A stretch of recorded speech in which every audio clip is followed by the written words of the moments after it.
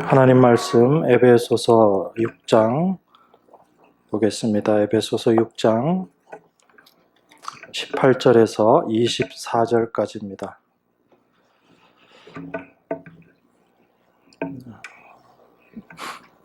신약성경 317페이지입니다. 에베소서 6장 18절에서 24절까지 우리 한 절씩 교독하겠습니다.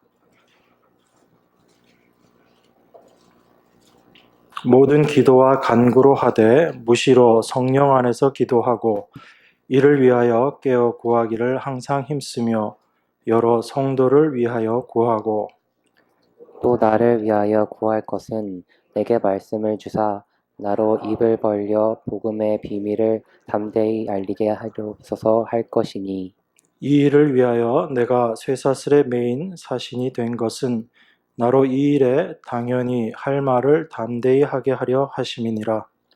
나의 사정 곧 내가 무엇을 하는지 너희에게도 알게 하려 하노니 사랑을 받은 형제요 주 안에서 진실한 일꾼인 두기고가 모든 일을 너희에게 알게 하리라. 우리 사정을 알게 하고 또 너희 마음을 위로하게 하기 위하여 내가 특별히 저를 너희에게 보내었노라. 아버지 하나님과 주 예수 그리스도에게로부터 평안과 믿음을 겸한 사랑이 형제들에게 있을지어다. 같이 읽겠습니다. 우리 주 예수 그리스도를 변함없이 사랑하는 모든 자에게 은혜가 있을지어다. 아멘.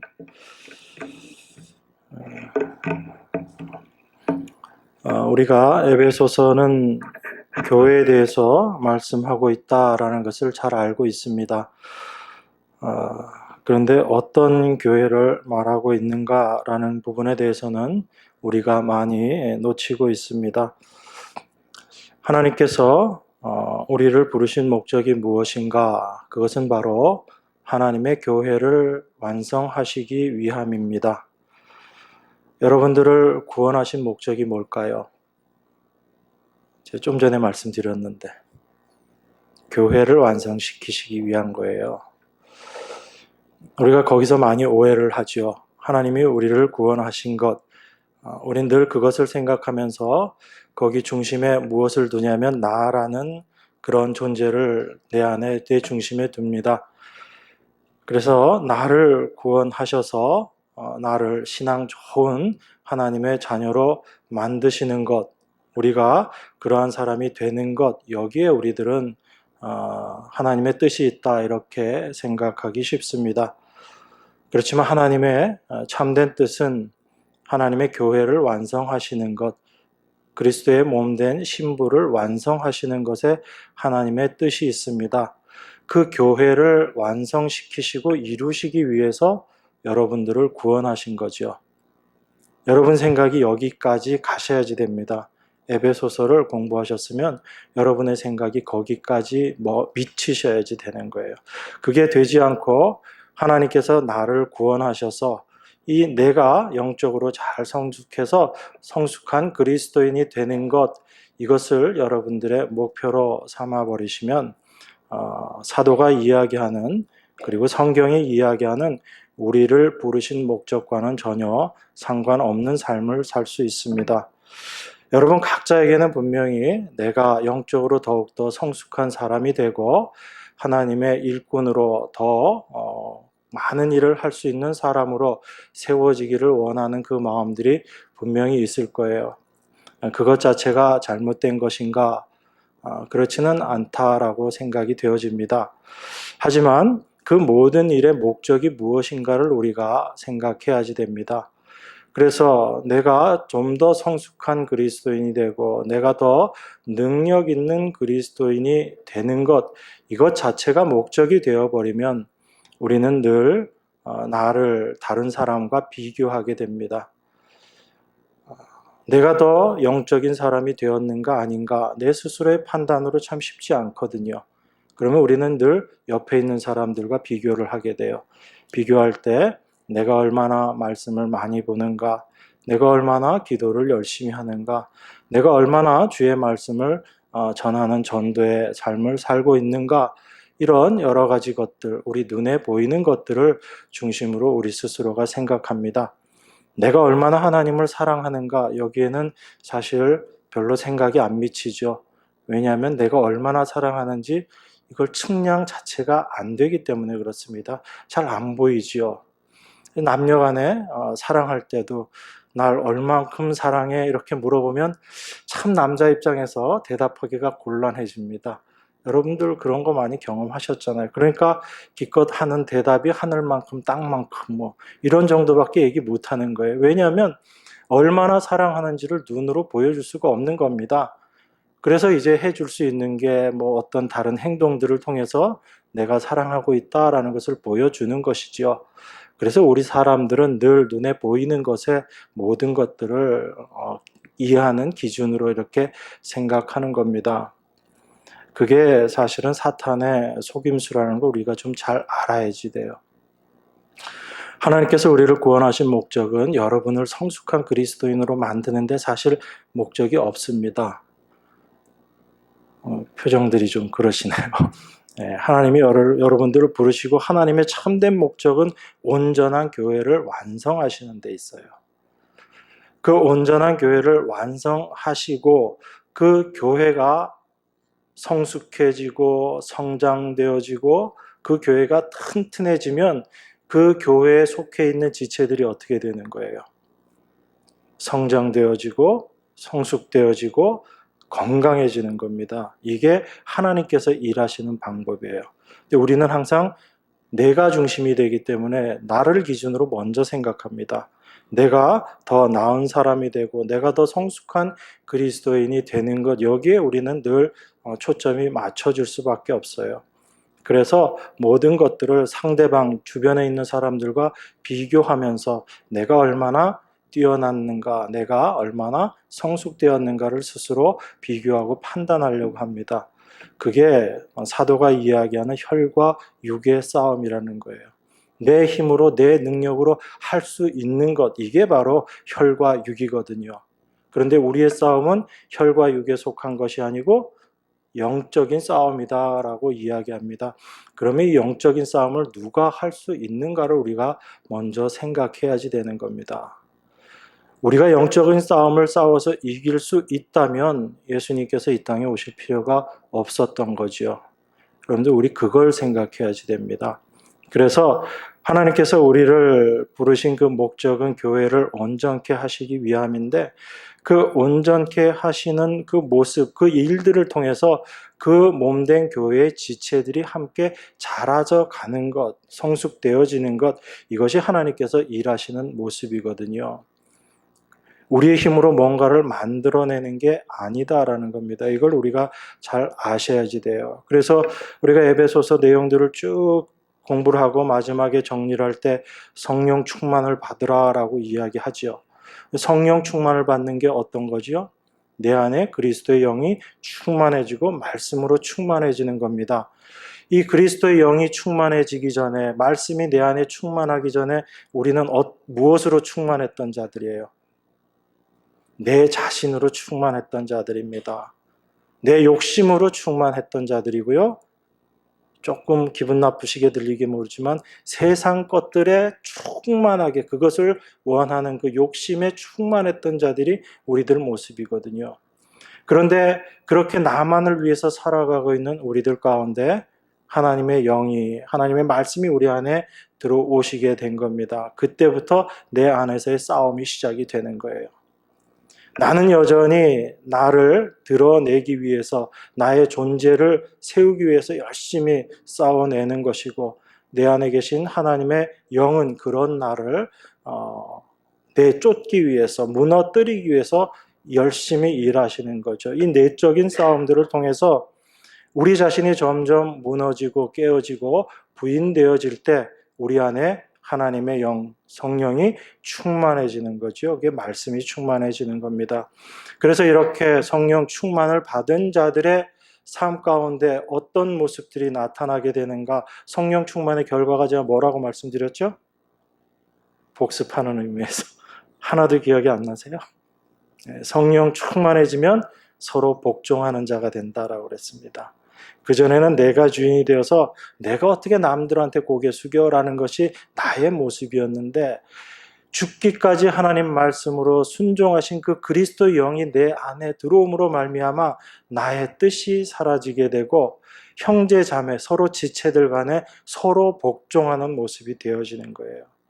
이게 교회의 올바른 모습인 겁니다. 어느 한 지체가 아주 잘나서 그 몸이 성장되어지는 게 아니죠. 여러분, 암이라는 게 어떤 거죠? 어떤 걸 암이라고 그러죠? 우리 세포들 중에 유달리 더 빨리 성장하는 녀석, 그게 암이에요. 주변의 것들을 다 죽이면서 자기 혼자 자라는 것, 그게 암입니다.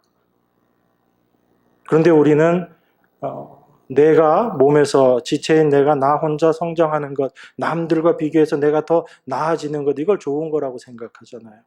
하나님은 그렇게 일하시지 않는다고요.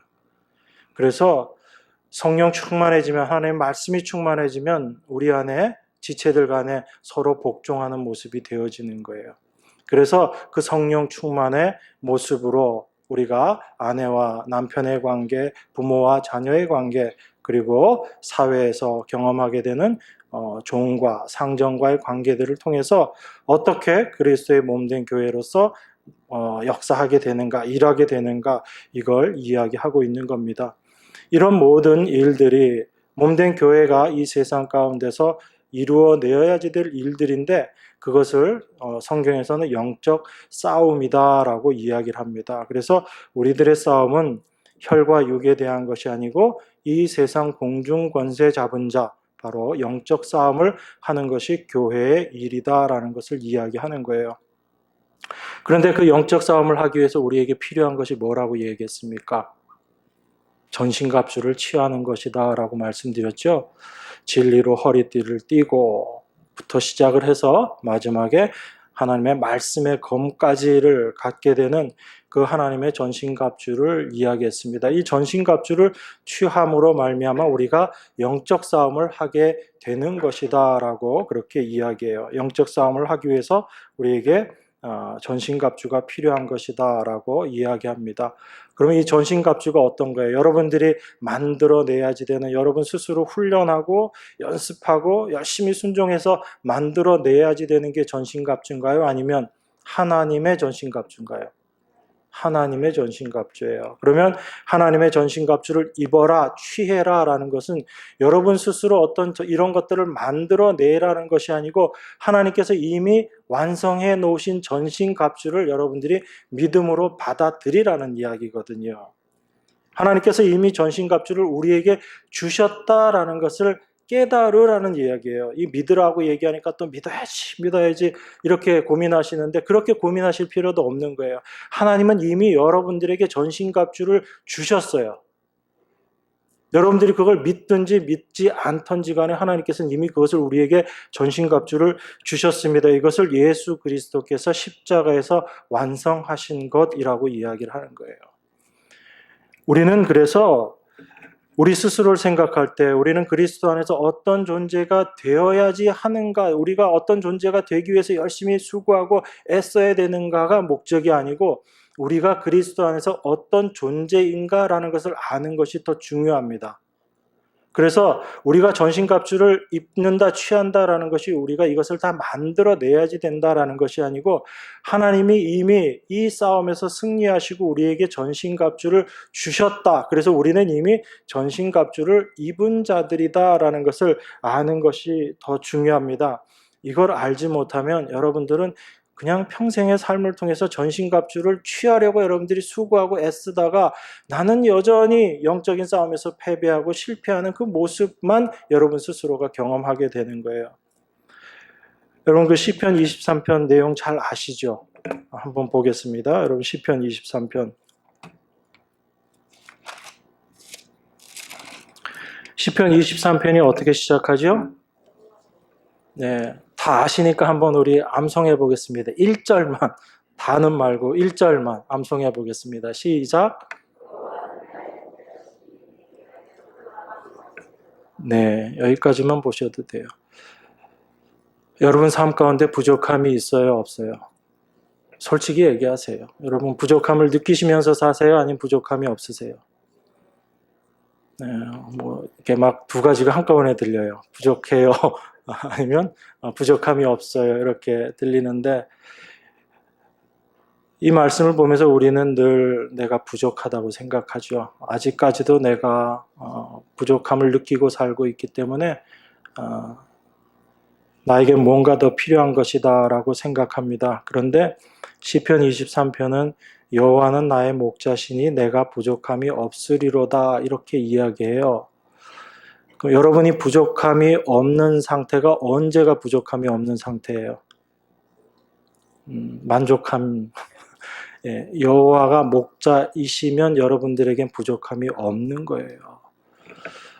근데 우리는 어떻게 생각하죠? 여호와는 여전히 나의 목자시다라고 이야기는 해놓고 내 자신을 바라보니까 부족해요. 늘 부족하죠? 저는 아직도 부족해요. 아직도 목마르고요. 저는 아직도 뭔가 늘 부족해요. 이게 우리들 생각이잖아요. 그런데 다윗은 뭐라고 이야기하죠? 여호와는 나의 목자시니 내가 부족함이 없으리로다. 나중에 없을 거란 얘기예요? 지금 없단 얘기예요? 지금 부족함이 없단 이야기예요.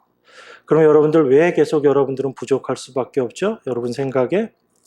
여러분의 욕심을 가지고 여러분 자신을 바라보기 때문에 그래요. 아직도 이것도 부족하고 저것도 부족하고 나는 늘 부족해요. 여러분 이 부족함이 언제까지 갈 것 같아요? 한 1년 있으면 부족함이 없어질까요? 한 10년쯤 지나면? 그리스도인으로 생활 잘하면 한 10년쯤 지나면 부족함이 없어질 것 같아요? 여러분 평생 부족함을 느끼면서 사실 거예요. 그러면 이 말씀 하나 내 삶 가운데 이루어지지 않는 거잖아요. 근데 다윗은 뭐라고 이야기합니까? 다윗은 지금 자기 자신이 사망의 음침한 골짜기를 다니더라도 어떤 상태에 있든지 내 모습이 바로 쉴만한 물가에 있는 모습이고 푸른 초장에 있는 모습이다라고 그렇게 이야기합니다. 왜 그러냐면 여호와가 나의 목자이시기 때문에 그래요. 그 목자 되신 주님이 우리를 어디로 끌고 가시는 거예요? 푸른 초장으로 쉴만한 물가로 우리를 끌고 가시는 거예요. 그런데 그 쉴만한 곳, 푸른 초장으로 끌고 가시는 그 길 가운데 어두운 곳도 있고 절벽도 있고 힘든 언덕길도 있는 겁니다.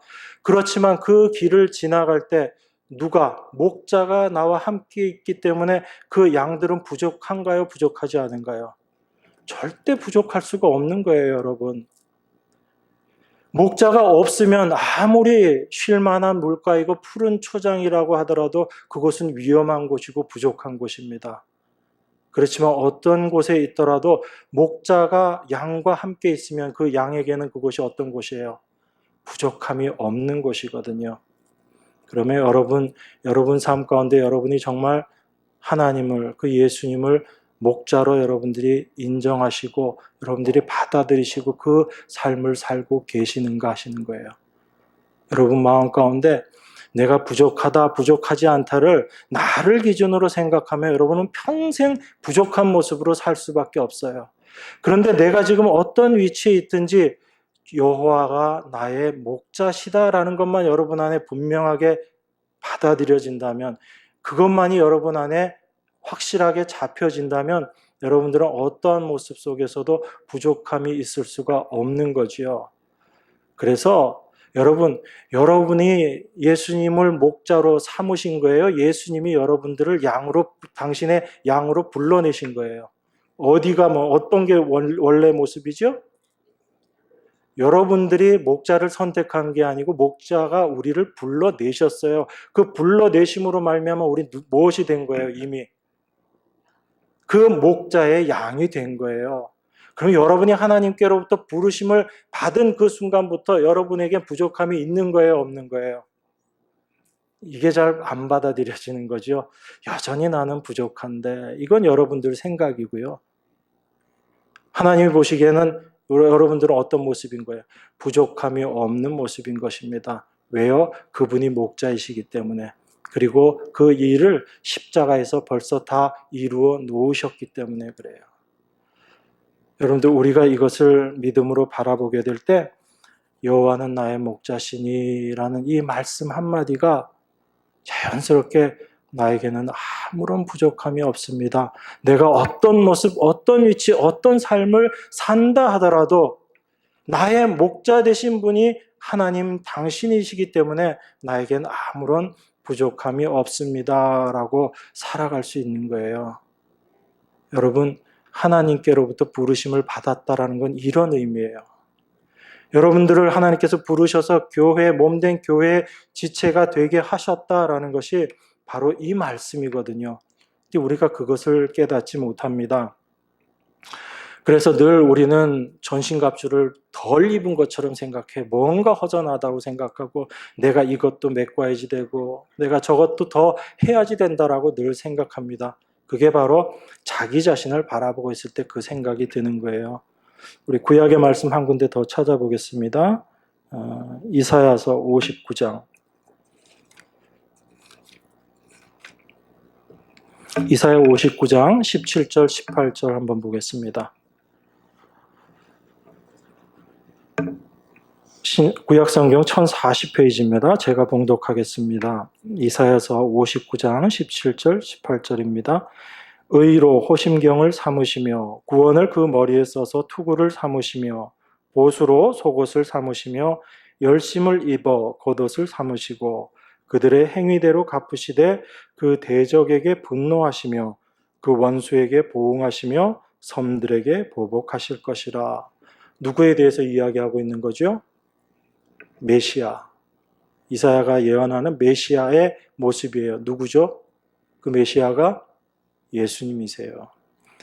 그 예수님이 어떤 모습으로 지금 계십니까? 의로 호심경을 삼으시며 의의 흉배를 붙이시고 이 말씀이죠.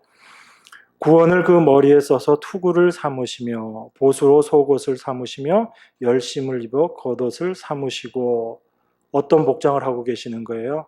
지금 싸우기 위해서 갑옷을 입고 계시는 모습이죠. 왜 싸우는 모습으로 메시아가 묘사가 됩니까? 무엇을 위해 누구와 싸워야 되기 때문에 바로 사탄 공중 권세 잡은 자와 싸워야지 되기 때문에 그렇습니다. 왜 주님은 싸우셔야 될 수밖에 없어요? 여러분과 제가 우리들이 공중 권세 잡은 자에 잡혀서 살아가고 있었기 때문에 그 공중 권세 잡은 자와 싸우시기 위해서 우리 주님께서 이 모습으로 전쟁에 임하시는 용사의 모습으로 우리 주님께서 나타나신 거예요. 이렇게 오신 겁니다. 이 싸움을 누가 하셨어요? 주님께서 사탄과의 싸움을 끝내신 거예요. 그래서 십자가에서 다 이루었다라고 말씀하십니다. 이 전신갑주를 지금 누구에게 입혀주신 거예요? 우리들에게 입혀주셨어요, 벌써. 여러분들에게 입어라라고 하시는 이 말씀은 너희들은 이미 예수 그리스도로 완성된 그 전신갑주를 입은 자들이다라는 것을 우리에게 지금 말씀하고 계시는 거라고요. 너희들이 이제 전신갑주를 갖춰서 입어야지 되는 자들이다가 아니고 이미 너희들은 전신갑주를 입은 자들이다, 이것을 이야기하는 겁니다. 머리끝서부터 발끝까지 완전히 갑옷으로 다 입은 자, 완전 무장을 한 자의 모습이죠. 그래서 우리의 싸움은 혈과 육에 대한 싸움이 아니고 공중 권세 잡은 자와의 싸움이다라고 이야기하는 겁니다. 그 공중 권세 잡은 자의 싸움을 누가 이미 마무리하신 거예요? 바로 예수님께서 그 일을 다 끝내버리신 겁니다. 그래서 우리에게 그 전신갑주를 다 입혀주셨어요. 우리가 그걸 믿음의 눈으로 바라보지 못하기 때문에 우리는 늘 부족하다, 그렇게 생각하면서 살아가는 겁니다. 그렇기 때문에 우리가 그 전신갑주를 입은 자들이다라는 것을 우리가 알게 되면 우리는 늘 내가 칼을 들고 싸우는 것이 아니고 이미 승리하신 예수 그리스도 안으로, 십자가 안으로, 십자가 밑으로만 우리가 들어가게 되면 그것이 나의 가장 든든한 방패가 된다라는 것을 알게 되는 거예요. 그래서 전신갑주를 입은 자가 최종적으로 어디로 가게 된다고 제가 말씀드렸어요, 지난 시간에? 십자가 앞으로 나가게 된다라고 말씀드렸죠. 그 성령의 검을 가지고 어떤 일을 하게 되는 거예요? 좌우의 날선 그 검을 가지고 악마하고 사탄하고 치고받고 싸우는 것이 아니고 그 말씀의 검을 가지고 내 자신의 모습이 어떠한지 철저히 드러나게 되는 그 모습으로 되어진다고 그랬죠. 좌우의 날선 검이 얼마나 예리하다고 그래요? 우리의 관절과 골수를 다 찔러 쪼갤 뿐만 아니라 무엇까지 우리의 마음의 뜻과 생각까지도 다 드러낼 정도로 우리의 모습이 어떠한지 완전히 다 드러내시는 그 일을 하는 것이 바로 말씀의 검이다라고 말씀드렸습니다. 그 말씀의 검 앞에서 내 자신의 모습이 어떠한지가 드러난 자들은 이제 어디로 가는 거예요? 예수 그리스도의 십자가 앞으로 나가는 겁니다. 대제사장 되시는 그리스도 앞으로 나아가는 거예요. 그 십자가 그늘 밑에 숨게 되는 거죠. 거기에서만 우리가 온전한 승리를 경험하게 되는 거예요. 내가 영적으로 아주 성숙해져서 내가 신앙적으로 대단한 사람이 되어서 영적 싸움을 해 나가는 게 아니다라는 겁니다. 우리가 여기에서 자꾸 오해를 하는 거예요. 우리가 전신갑주를 입게 되면 입게 될수록 우리는 예수 그리스도를 의지하는 자가 되는 거예요. 나를 의지하는 것에서 벗어나서 주님만 바라보고 주님만 의지하는 자가 되어지는 것이 전신갑주를 입은 자의 모습입니다. 그렇지 않고 내 자신을 바라보고 나를 의지하게 될 때는 우리는 늘 실패할 수밖에 없는 겁니다. 그게 바로 영적 싸움을 내가 한다라고 생각하게 될 때 우리가 늘 패배하는 모습인 거예요. 영적 싸움은 내가 하는 것이 아니고 이미 그 싸움을 승리로 이끄신 예수 그리스도 안에서 그 승리를 누리는 것, 그게 바로 영적 싸움입니다. 그러니까 사탄은 끊임없이 여러분들을 어떻게 속일까요? 예수 그리스도를 바라보지 않고 누구를 바라보게 만들까요? 내 자신을 바라보게 만드는 거예요. 나를 바라보면 늘 어떤 모습일 수밖에 없어요. 늘 부족할 수밖에 없어요. 늘 패배자의 모습일 수밖에 없습니다. 그런데 그리스도를 바라보게 될 때 우리는 그 안에서 참된 능력을 알아가는 거예요. 그러니까 어찌 보면 우리가 죄를 짓지 말자, 죄를 이기자라고 이야기하는 것 자체, 그것이 나의 힘으로 그 일들을 이루어내야지 되겠다라고 생각한다면 그건 지금 우리가 사탄에게 속고 있는 거다라는 이야기입니다. 죄에 대한 투쟁을 하지 말자라는 것이 아니에요. 그 죄를 싸워 이길 수 있는 그 힘이 어디에 있는가를 우리가 알고 어떻게 하는 것이 죄를 이기는 것인가를 우리가 아는 것이 중요합니다. 내 힘으로 그 죄와 싸워서 이기려고 하게 되면 잠깐의 어떤 승리를 내가 맛볼지 모르지만 이후에 우리는 또한 패배를 경험할 수밖에 없거든요. 그렇지만 늘 이기는 방법은 한 가지밖에 없어요. 뭐지요? 그게 바로 그리스도의 승리를, 그 그리스도의 의를 우리가 옷 입고 나아가는 겁니다. 내가 실패하더라도 실수하더라도 이 모든 것들을 십자가에서 온전히 용서하시고 완성해 주신 그 십자가 앞으로 나가게 되면 우리는 늘 승리할 수밖에 없어요. 그렇지만 우리가 그 십자가를 바라보지 못하고 내가 싸워서 이겨야지 되겠다라고 할 때는 우리는 늘 내 자신의 부족함 속에서 패배를 경험할 수밖에 없는 모습으로 나아가는 겁니다. 그래서 죄를 이기는 아주 대단한 모습을 보여주는 것, 이게 신앙이 아니에요, 여러분. 정말 신앙은 나는 정말 아무것도 할 수 없는 존재입니다라고 그 어떤 상황에서도 그리스도 앞으로 나아가는 것, 이게 참된 신앙이에요. 그런데 현대교회가 엉터리로 가르치고 있는 겁니다. 목에 힘주고 내가 만들어 놓은 그 갑옷 입고 그것 가지고 사탄하고 막 싸우는 그 모습이 아주 영적으로 대단한 모습이다, 이런 것처럼 가르쳐주고 있는 거예요. 이게 지금 누가 한 일인가? 그게 바로 사탄이 우리를 속이고 있는 모습인 겁니다. 그래서 사탄의 괴계, 이것이 바로 영적 싸움이라는 거예요. 사탄은 끊임없이 우리를 어디로 끌고 가냐면 혈과 육의 싸움으로 끌고 가요. 그쪽으로 자꾸 몰아넣는 거예요. 그런데 우리의 싸움은 이게 아니고 영적 싸움, 이 세상 공중 권세 잡은 자와의 싸움이라는 거예요. 이 공중 권세 잡은 자와의 싸움에서 우리는 내 자신을 이길 수가 없고 오직 이 싸움에서 승리하신 예수 그리스도를 옷 입을 때만, 그 그리스도를 의지할 때만 우리가 이길 수 있는 겁니다. 그러니까 사탄이 우리를 속이는데 어떻게 속이는지 아세요? 우리를 늘 행함이라는 쪽으로 우리를 자꾸 끌어당기는 겁니다. 그렇게 우리를 속이는 거예요. 사탄이 여러분 속일 때 죄지어 죄지어 이렇게 속이지 않는다고요. 우리는 자꾸 그걸 사탄이 우리를 속이는 것이라고 생각하죠. 그게 아니에요. 그건 우리 욕심일 뿐이에요. 죄 짓고자 하는 것은 여러분 안에 있는 욕심이에요. 그 욕심을 통해서 내가 얻고자 하는 것, 그게 있기 때문에 죄와 자꾸 우리가 가는 거죠. 사탄은요, 여러분들에게 뭐라고 이야기하는 줄 아세요? 이렇게까지 이야기하는 겁니다. 죄 짓지 마. 너가 남들보다 죄 안 짓는 사람으로 교회에서 드러나서 너 신앙 좋은 사람으로 드러나야 되지 않겠니? 이렇게 이야기하는 게 사탄이 우리를 속이는 모습이라는 거예요. 그러니까 여러분, 우리가 얼마나 쉽게 속아 넘어가는 존재인 걸 아셔야 돼요. 사탄이 얼마나 교활한 존재인지 우리가 그 수를 말씀을 통해서 보지 않으면 우리 스스로의 힘으로는 절대로 싸워 이길 수 없는 것이 사탄의 괴계라는 겁니다. 그래서 그게 영적 싸움일 수밖에 없어요. 그래서 악한 영, 그 사탄은 우리를 항상 어디로 끌고 가는가 하면 행함이라는 것으로 우리를 끌고 가요. 그래서 그 행함이라는 것을 믿음의 증거로 자꾸 드러내게끔 그렇게 만들어가는 거예요. 내가 이것을 행했어. 그래서 이 행한 것이 나의 믿음 있음의 증거다라고 우리로 하여금 그렇게 생각하게 사탄은 우리를 끌고 가는 거예요.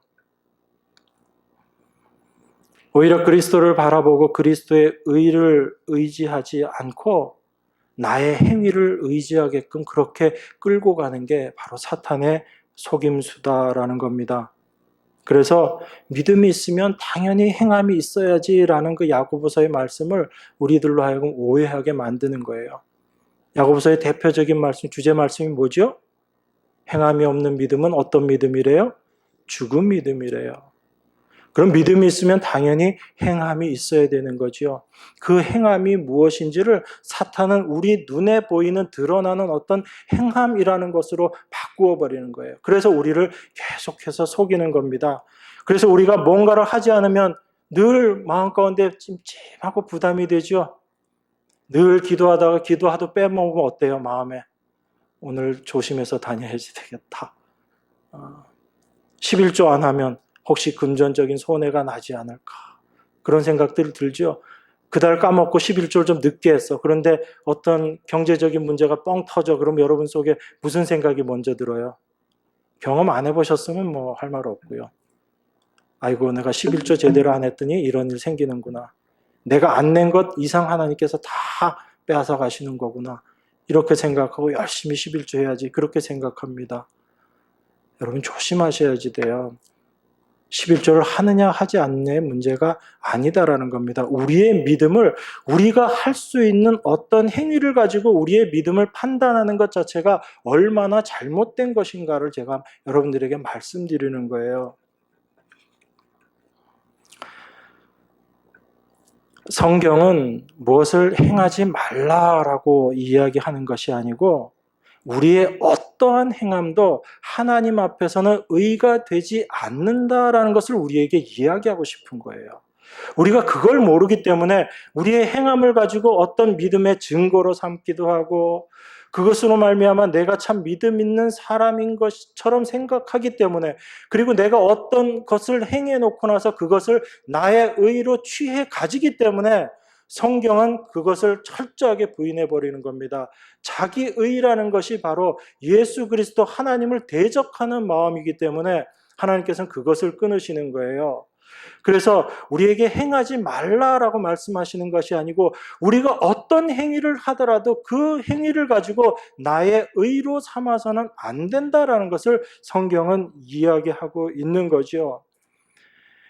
그래서 그 행함이 없는 믿음은 죽은 믿음이다라고 이야기할 때 그 행함의 의미가 무엇인지를 우리에게 이야기하는 겁니다. 여러분, 믿음이 있으면 행함이 있을까요, 없을까요? 당연히 있어요. 그 믿음이 있다면 반드시 행함이 있습니다. 믿음이라는 게 절대로 추상적인 게 아니거든요, 여러분. 믿음이라는 게 그냥 생각 속에서만 있는 그게 믿음이 아니에요. 그래서 히브리서 11장에 보면 믿음을 받은 믿음의 사람들이 실제적인 삶을 어떻게 살았는지를 이야기하고 있죠. 그들이 믿음을 갖고 좋은 마음을 갖고 있었어, 이 정도로 끝나는 것이 아니고 그들이 이 세상에서 어떤 삶을 살았는가를 믿음을 가지고 이야기를 하고 있거든요. 그러면 믿음이라는 것은 우리에게 실제적으로 어떤 일을 할 수 있게끔 만드는 능력이란 이야기예요. 그죠? 그래서 믿음이 있으면 내 삶을 통해서 어떤 행함이라는 게 나타날 수밖에 없어요. 그런데 그 행함이라는 것은 어떤 행함이냐면 믿음이 없으면 절대로 나타날 수 없는 행함을 이야기하는 거예요. 믿음 없어도 우리가 할 수 있는 행함은 믿음이 있으면 하는 행함이라는 것과는 다른 거예요. 야고보서에서 이야기하는 행함이라는 건요, 그 행함을 이야기하는 겁니다. 여러분, 기도하는 것, 말씀 보는 것, 이거 믿음 없어도 할 수 있어요, 없어요? 있어요. 겉으로 드러나는 일들은 우리 믿음 없어도 얼마든지 할 수 있다고요. 그래서 믿음 없어도 성경 말씀, 일주일에 성경 1독씩, 성경 100독 했느니, 이런 사람들도 다 나오는 거예요. 하루에 5시간, 10시간 기도하는 사람들이 나오는 거예요. 믿음 없어도. 그런 행위들은 우리가 얼마든지 할 수 있다고요. 그런데 믿음이 없으면 절대로 안 되는 게 있어요. 그게 뭐지요? 믿음이 없으면 절대로 나와질 수 없는 행함이 있어요. 그 행함이 어떤 거예요? 그게 바로 자기 부인이라는 거예요. 여러분, 입으로는 자기 부인입니다. 내가 내 십자가를 집니다. 라고 이야기하지만 정말 내가 어떤 일을 하고 그 행한 것에 대해서 나의 의를 하나도 드러내지 않고 거기에서 나의 의를 하나도 찾지 않는 그 모습이 여러분 스스로의 힘으로 되어야 한대요. 절대로 안 되는 거예요, 그 모습은. 그런데 늘 나는 무언가를 하면 거기에 대해서 자랑하고 싶고 내가 어떤 선한 일을 하면 그 선한 일을 남들이 알아줬으면 좋겠고 그걸 알아주지 않으면 왠지 서운하고 마음이 좀 불편하고 그것이 우리 모습인데 어느 날 하나님께서 내 안에서 어떤 일을 하셨는데 정말 남들이 다 칭찬하는 그런 일을 했는데 내 안에 자기 자랑이 하나도 안 나오는 거예요. 오히려 자기 자랑이 나오지 않고 이거 주님 은혜가 아니었으면 내가 도무지 할 수 없었는데 라는 이 마음이 되어지는 겁니다. 이게 하나님의 믿음이 내 안에 들어오셔서 그 일을 행하실 때 이것이 바로 믿음으로 말미암은 행함이라는 거예요. 이것은 여러분 스스로의 힘으로는 절대로 만들어낼 수 없는 겁니다. 우리의 혈과 육으로는 절대로 만들어낼 수 없는 행함이에요. 겉으로 드러내는 행함은 얼마든지 할 수 있습니다. 자기 목숨을 내놓는 일조차도 할 수 있는 게 인간의 행위라는 거예요. 그래서 세상에 의인들이 있는 겁니다. 자기 목숨을 내놓고도 어떤 사람들을 구하기 위해서 자기 목숨을 버리는 사람들이 있거든요. 그런데 그것을 우리는 믿음에 의한 행함이라고 이야기하지 않습니다. 사람이 만들어 놓을 수 있는 것, 사람의 힘으로 내어놓을 수 있는 행함은 믿음으로 말미암은 행함이 아닌 거예요.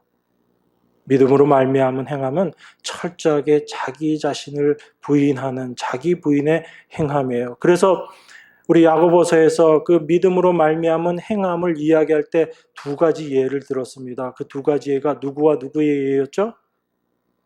아브라함이 아들 이삭을 바쳤던 것. 그리고 또 하나의 행함의 모습이 어떤 거였죠? 기생 라합의 행함의 모습이었어요.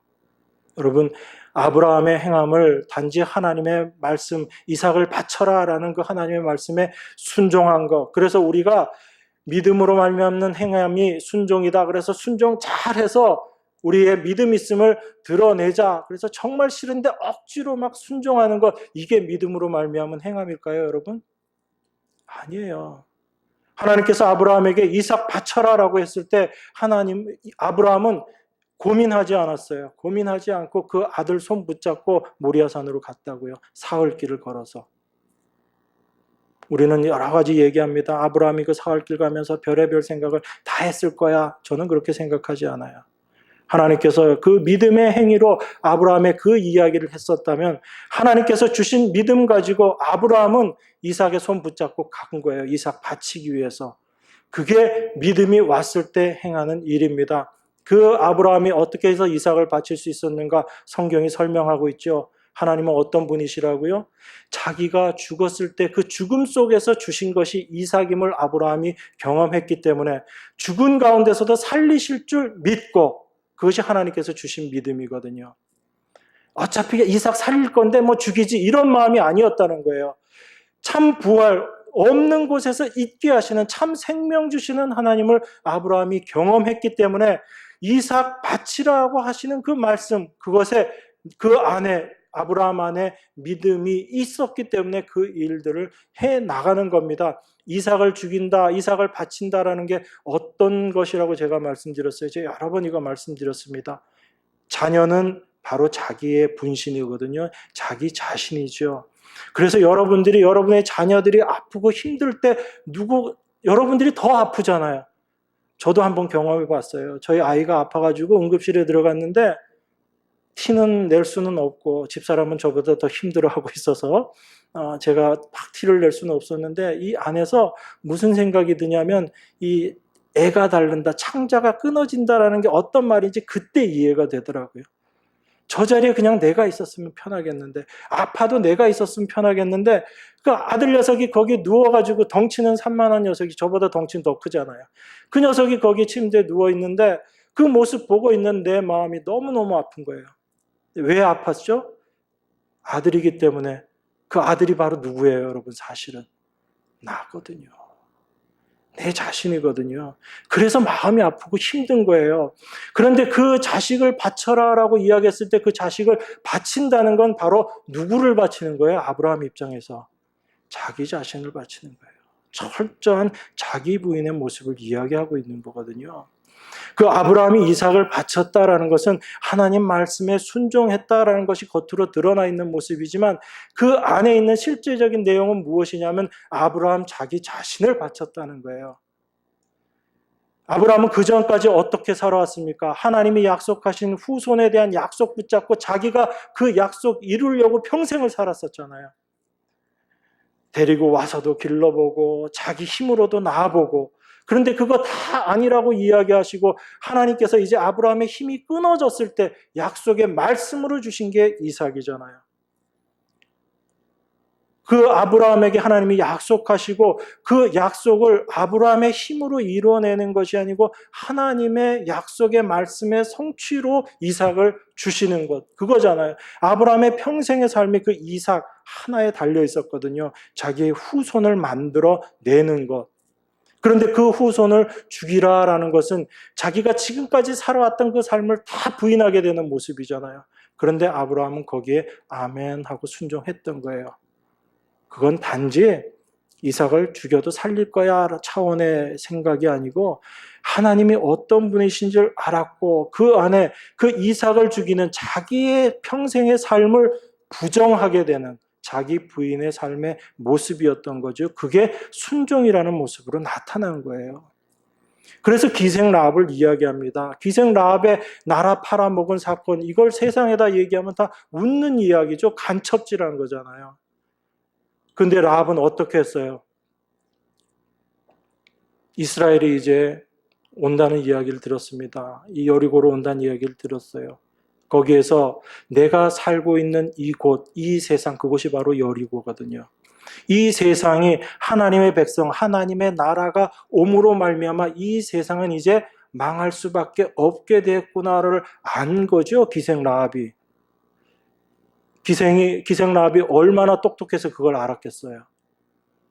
하나님의 말씀이 그에게 임하니까 그 믿음이 생긴 거예요. 아, 내가 살고 있는 이 땅은 이제 하나님의 나라, 이스라엘 백성이 오게 되면 이 땅, 이 여리고 내가 속해 있는 이 세상은 이제 없어지는구나, 멸망당하는구나 라는 것을 기생 라합의 마음 가운데 믿음으로 들어간 거죠. 그 믿음이 들어가게 되니까 라합의 삶 가운데 어떤 행위가 드러난 거예요?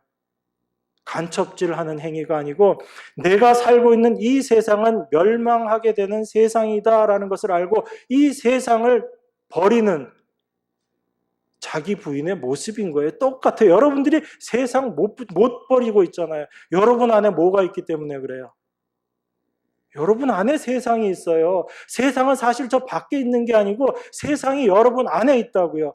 그게 여러분 안에 있기 때문에 여러분들이 세상을 버리지를 못하는 거예요. 세상에 매여서 살아가죠. 세상에 근심, 걱정 거기에 잡혀 살아가는 거죠. 그래서 우리가 죄와 사망 가운데 있는 모습이 뭔가 공중 권세 잡은 자에 속해서 살아가고 있는 그 모습이 바로 우리들의 모습이라는 겁니다. 그게 이미 세상은 우리 밖에 있는 게 아니에요. 그 세상이 우리 안에 이미 있는 겁니다. 그걸 아는 자들이 이 세상을 붙잡고 살면 내가 멸망당할 수밖에 없구나라는 것을 알고 그 세상을 내려놓게 되는 거예요. 여러분, 그게 우리의 힘으로 할 수 있어요? 여러분, 세상 부인하는 게 돼요? 주님, 저 세상 나에게 좀 멀어지게 해주십시오. 그렇게 기도하고 나서 돌아가면서 세상을 찾고 세상에 있는 것들 취하려고 하는 게 우리들의 모습인데 그 세상이 버려지던가요? 여러분 자신이 버려져요? 안 되잖아요. 우리의 힘으로 도무지 할 수 없다라는 겁니다. 그런데 이 일을 누가 하시는 거예요? 하나님께서 우리 안에 들어오셔서 이 일을 하시는 거예요. 그래서 야고보서에서 이야기하는 행함이 없는 믿음은 죽은 믿음이다라고 이야기하는 그 믿음, 정말 살아있는 믿음이 우리 안에 들어오게 되면 그 믿음은 우리의 삶 가운데 삶 자체를 만들어내는 그리스도인의 삶을 만들어내는 행함이라는 것을 드러낼 수밖에 없게 되는 거예요. 그 행함이 바로 자기 부인의 행함이라는 겁니다. 이거는 믿음이 아니면 절대로 되어질 수 없는 행함이죠. 이 행함을 우리에게 주시는 거죠. 이게 성경이 이야기하는 믿음이다라는 겁니다. 이 믿음이 우리 안에 임하게 될 때 우리는 이제 영적인 싸움을 싸워 나갈 수 있는 존재가 되는 거예요. 그 영적 싸움의 모습들을 우리가 성령 충만한 자의 모습 그리고 전신갑주를 입은 자의 모습이다라고 그렇게 이야기를 했습니다. 그 영적 싸움을 하는 자들이 이제 하나님의 전신갑주를 입고 그 싸움을 하게 될 때 우리가 어떤 모습으로 싸우게 되는가, 우리의 그 싸움의 능력의 근원이 어디에 있는가, 그것을 오늘 읽은 본문 말씀 18절에서 24절까지를 이야기하고 있습니다. 근데 제가 앞에 서론 이야기하다 보니까 너무 길어져서 이 뒤에 오늘 읽은 본문 이야기하면 여러분들이 오늘 댁에 가시기가 좀 힘드실 것 같아서 제가 사실 좀 더 짧게 하고 이 본문을 말씀드리려고 했는데 오늘 쭉 말씀을 진행하다 보니까 앞에 있는 이야기가 더 중요한 것 같아서 제가 1시간을 다 써서 이 말씀 드렸습니다. 오늘 읽은 본문 말씀은 저희가 다음 주에 마무리하는 걸로 하겠습니다. 시간이 너무 없는 것 같아요. 대신 여러분 저하고 한 가지만 약속해 주세요. 이번 주간에 돌아가셔서 에베소서 6장까지 말씀 꼭 한번 묵상하시면서 읽어보시는 걸로. 이거 다 읽는데 시간 얼마 안 걸리거든요. 그래서 다시 한번 쭉 묵상하시고 왜 사도가 18절에 모든 기도와 간구로 하되 무시로 성령 안에서 기도하고 이렇게 이야기하는지, 왜 사도가 이 전신갑주를 이야기하고 나서 이 기도하라라고 이야기하는지 여러분들 좀 묵상해 보시고 다음 주에 이 나머지 본문 말씀 나누도록 하겠습니다. 제가 이 시간 조절을 못해서 죄송합니다. 기도하겠습니다. 하나님 아버지, 우리를 주의 몸된 교회로 부르신 목적이 무엇인지를 저희 마음의 눈이 뜨여져서 올바로 깨닫게 하여 주시옵소서.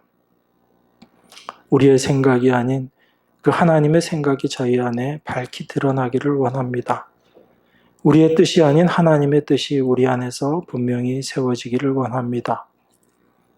우리가 싸워야 될 싸움이 혈과 육에 대한 싸움이 아니라 이 세상 공중권세 잡은 자, 악한 사탄 마귀와의 싸움임을 저희가 늘 바라보게 하시고 우리의 힘과 능력으로 싸우는 싸움이 아닌 예수 그리스도께서 십자가에서 이미 완성해 놓으신 그 믿음의 싸움을 우리가 싸워나가는 것임을 바라볼 수 있게 하여 주시옵소서.